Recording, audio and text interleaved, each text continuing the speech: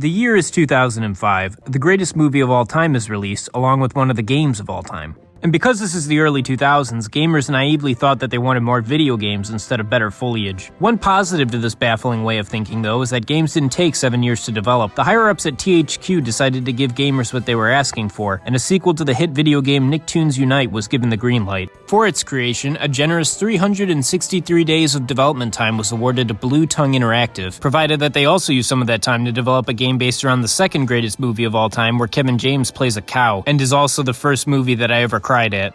Real ones, no. But never the devs to shy away from a challenge, the Blue Tongue Entertainment team got to work and created what we are looking at today, Nicktoons Battle for Volcano Island. Now, if you watched my last video on Nicktoons Unite, you'll know that the plot was really simple. The bad guys from each of the different shows teamed up and you had to travel to each world to stop them. Contrasting that, the story of this game is that an island of crab people is being attacked by an ancient interdimensional cosmic villain known as the Magu. The Magu plans to drain energy from each of the Nicktoons worlds within the Nicktoons multiverse from his home based on the titular Volcano Island, a land outside of space and time which serves as a sort of multi-universal nexus. One thing I appreciate about Blue Tongue Entertainment in the year 2006 is that they do not talk down to their audience. In order to prevent the destruction of the Nickelodeon multiverse, the crabs summon the 9 heroes prophesied to save them. However, the summoning circle is broken by an attack from the Magu, and the heroes are scattered all throughout the island. The 9 prophesied heroes of legend are SpongeBob, Patrick, Sandy, Squidward, Danny, Tucker, Sam, Timmy, and Jimmy.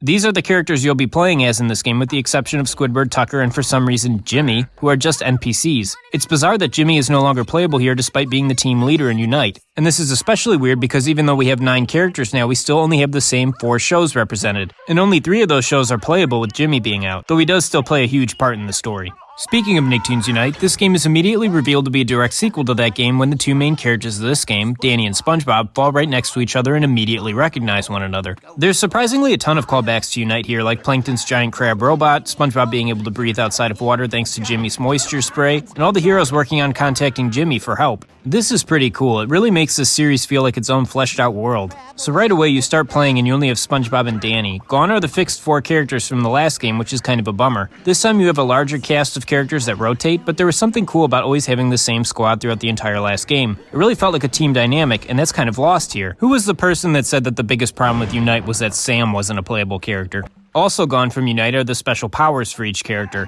In this game you have a melee attack and a range attack that you can use if you've collected some of these orange orbs. This is a pretty big bummer, as the special abilities were one of the unique aspects from the last game that I would have liked to see them build upon. In fact, being a part of the same canon is about all this game has in common with Unite. The gameplay style and atmosphere are just completely different. I'm guessing the devs decided to just remake the wheel with all the extra time that they had sitting around the office. Unfortunately, this means that all the potential that the Unite style had if it was built upon is gone, but it also means that the terrible level design went into the bin. I'm guessing the devs just had a hard time making good levels with the limitations that came from this style of game, so they decided to shave down the mechanics to something much more simple, albeit generic. This game is just your standard platformer, which is probably better suited for this licensed kids game that needed to be ready for Santa Claus to deliver it by Christmas. The main gameplay loop consists of doing some varied platforming, fighting various enemies, solving some basic puzzles, and repeating this for about 5 hours again. The presentation is better here, and there are some touches of love put into this game. I especially like how Cosmo and Wanda get absolutely launched if Timmy gets hit.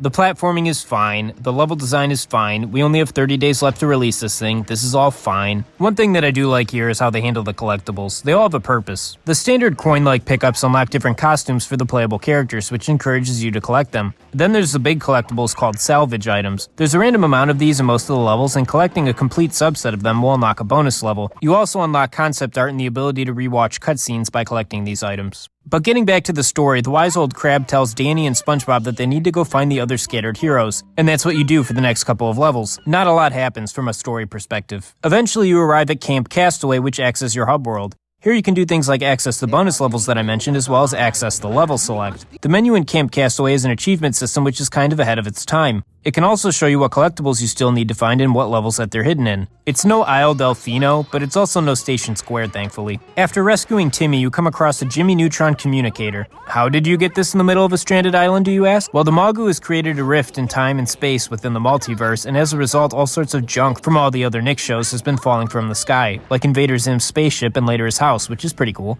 You use the Jimmy Neutron communicator to communicate with Jimmy Neutron, and he details his plan to create a device to close the rifts. But some assembly is required, so you travel throughout the remaining levels to gather complex pieces of technology.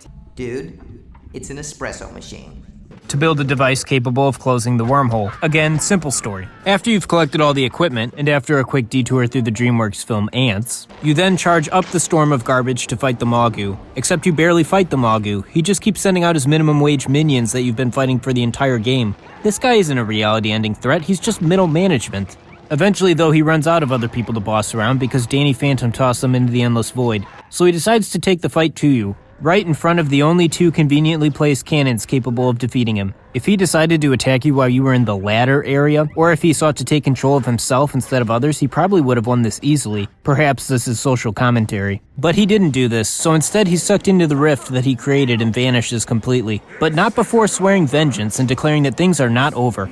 Maybe we'll see him again. I can't imagine that a cosmic threat like this could be defeated this easily. After a short celebration, everyone goes home and the crabs build a Mount Rushmore with our heroes. Move over George Washington, make way for Squiddy. And then the credits roll. There's only 10 main levels, including boss fights, which don't take very long, so this game is definitely on the short side. But for a game like this, I think that's probably for the best. That being said, you still have the bonus levels that you unlock with the collectibles, and these are all pure platforming. These can be quite tough for unseasoned gamers. They can withstand the sun's harsh rays, yes, but can they withstand Patrick's food area? My studies suggest not, as it took Mrs. Hydrated Gaming a solid 45 minutes to beat the Timmy bonus stage. Also, if only Nicktoons Unite could have captured the show aesthetics like these bonus stages do. The Ghost Zone looks perfect. Each bonus level is made up of 3 stages, and these bonus stages are about half of the size of the main campaign. It's bizarre. But these stages are all single player only, and they're also the best part of the game. It is innately harder to make good platforming stages work in co-op, and it seems the devs really wanted to focus on these slightly challenging single player platforming levels. I wonder if that's a sign of things to come. But in closing, this game is fine. It's definitely a better video game than Nicktoons Unite, however I think the story is a lot worse.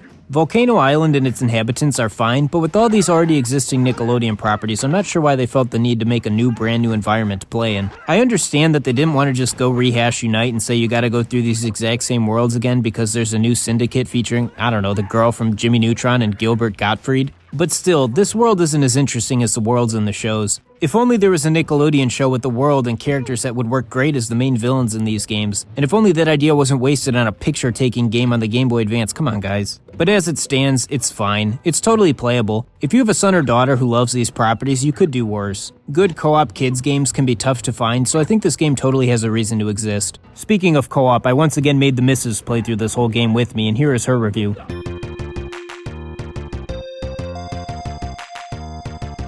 Better, but worse.